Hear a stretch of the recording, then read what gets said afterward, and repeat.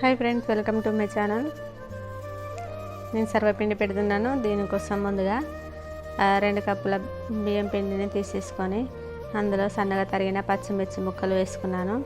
ఉల్లిపాయ ముక్కలు ఎక్కువనే వేసుకున్నాను. ఎక్కువ వేసుకుంటే సర్వపిండి టేస్ట్ బాగుంటుంది. 4-5 పచ్చిమిర్చి ముక్కలు వేసుకున్నాను. సన్నగా తరిగిన కొత్తిమీర కూడా వేసేసుకున్నా. కరివేపాకు కూడా 5-6 రెబ్బలు చీర వేసేసుకున్నాను.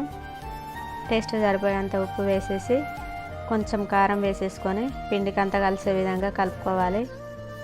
ఇలా కలిపేసుకున్న తర్వాత పిండిని కొన్ని నీళ్ళు పోసుకుంటా మంచిగా మెత్తటి ముద్ద లెక్క చేసుకోవాలి.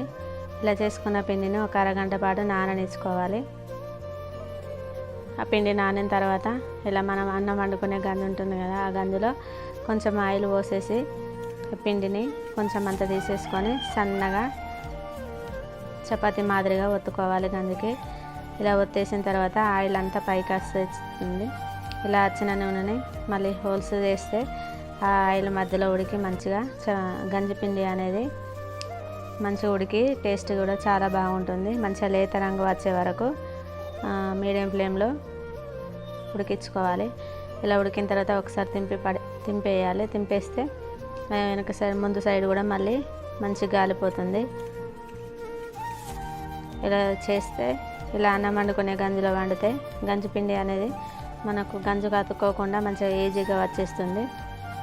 నేను ఎప్పుడు చేసినా ఇలాగే చేస్తాను. మీరు కూడా ఒకసారి ట్రై చేయండి. ఇలా ఉల్లిపాయలతో గంజి పిండి చేసుకొని తింటే ఎంతో టేస్టీగా ఉంటుంది.